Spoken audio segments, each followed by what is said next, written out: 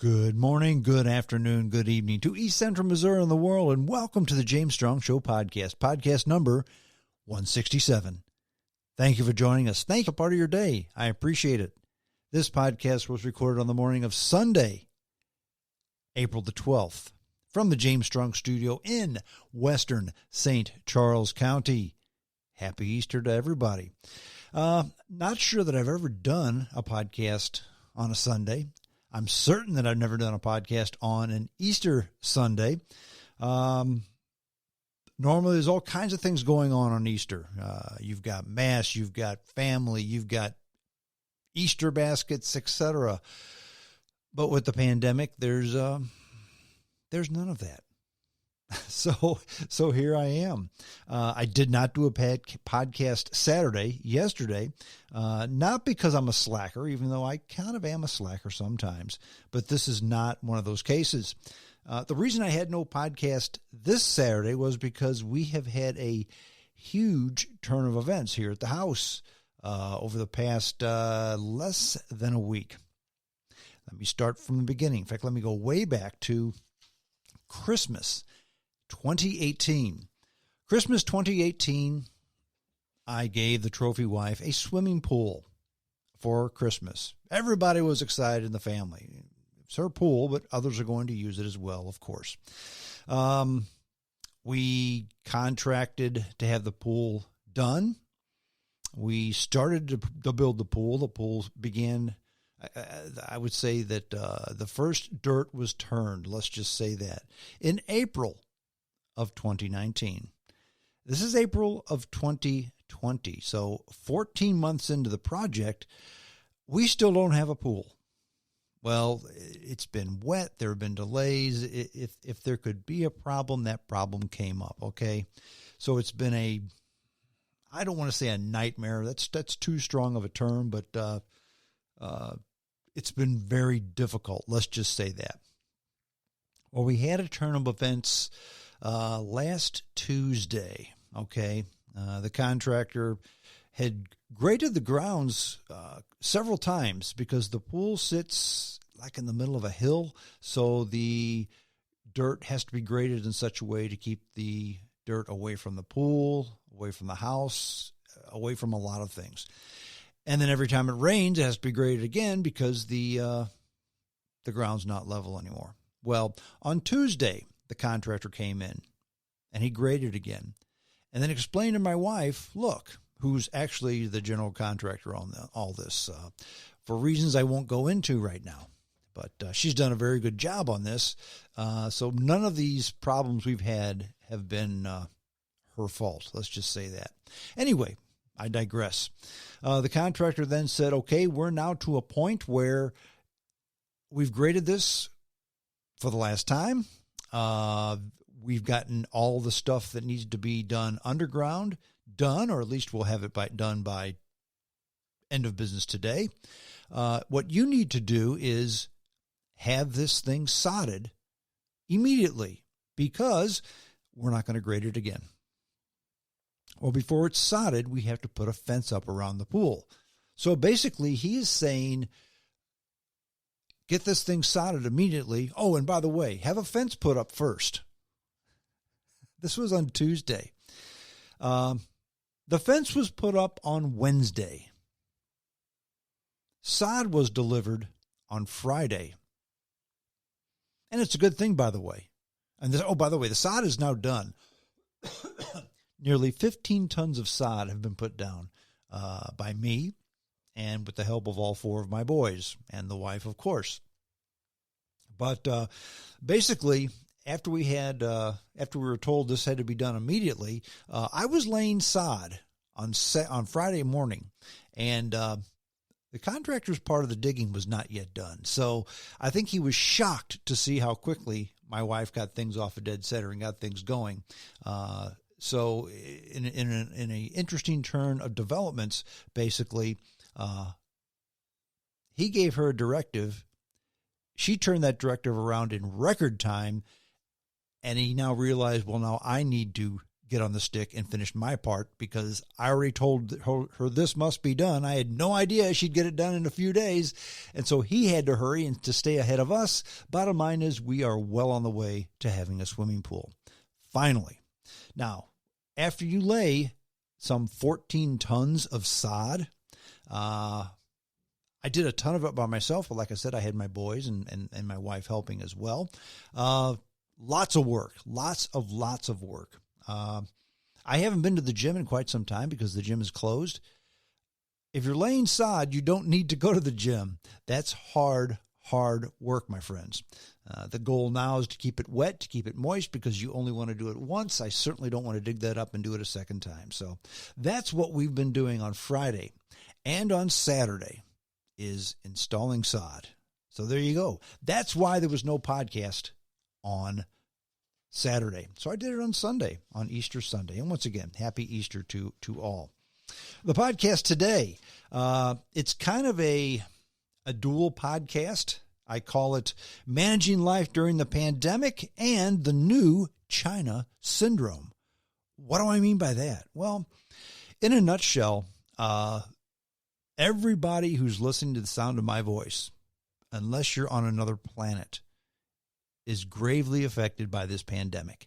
Everybody. And I'm going to concentrate more on life in America or life in the Western world, what we have, what we had, I guess what we have, but we don't have it now because it's on hold. And a lot of people are pointing the finger towards China. I'm not quite ready to do that. But in a story published in the Wall Street Journal just this morning, which I posted on Facebook, there's new things going on in China that are truly bizarre. I wanted to talk about this story mainly because while I posted it to Facebook, everybody who listens to this podcast doesn't see my Facebook posts. And even those who see my Facebook posts sometimes can't read a Wall Street Journal article because of the firewall they put up sometimes. I predict this will be a huge story, a terribly huge story. You may have heard about it here, but you will certainly hear about this story in the press. And it has to do with the bizarre animals that China actually has within their country. And now they want to export all of these. They've banned them in their country, but now they want to export them to others. It's a bizarre story. But before I get into that, I want to talk about life in America, life in the Western world, and what we're doing and what we need to do to manage this whole mess during the pandemic. Life in America, in fact, life in the civilized Western world, and that just doesn't mean the U.S. and Europe. That means Japan, South Korea, the first world, okay? The first world, not the third world, which is the developing world, not the second world, which is a world trying to get their act together but not quite there. The first world, Western civilization, okay? The life that we live is truly amazing. I mean, when I say that, let's consider all of this that we have. I mean, the first and foremost, the number one thing that we have is freedom. Now, basically, within reason, we can do what we want, where we want, with whom we want, and when we want to do it. Within reason, okay? I mean, don't be stupid and say, well, you can't run around out in the park naked. But yeah, who does that? I'm talking about things within reason, okay? Reasonable people can do reasonable things in the Western world ad nauseum. Travel is very affordable in the West, especially in the U.S. I mean, gasoline, well, it's cheap now, but even before the pandemic, 2 months ago, it was cheap. It was not cheap, but it was very affordable, okay? Because while gasoline may cost more than it did back in the 70s, back in the good old days, cars get much better gas mileage than they used to, okay? So the price to operate a vehicle is very, very low, okay? You figure, let's say you're paying $2.50 a gallon for gasoline, but your car gets 30 miles to the gallon. I mean, for $2.50, you can drive 30 miles. That's cheap. Now, I know there's other factors involved in, the maintenance of a car, how much it costs, et cetera, et cetera, et cetera.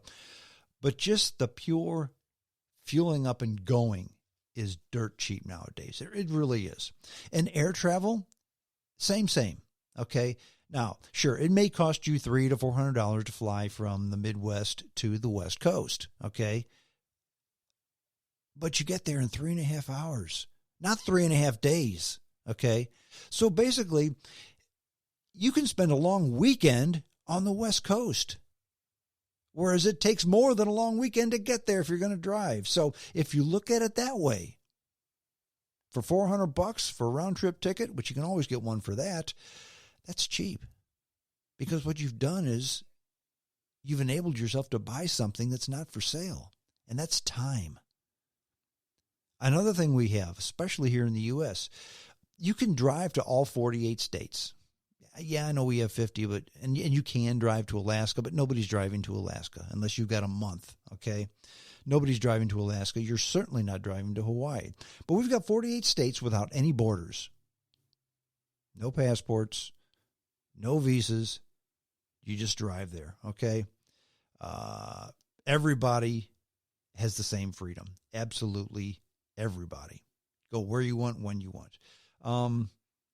Another thing we have, from a culinary standpoint, very few people in this country are more than 1 hour away from any food you can possibly imagine, for a reasonable price too, by the way.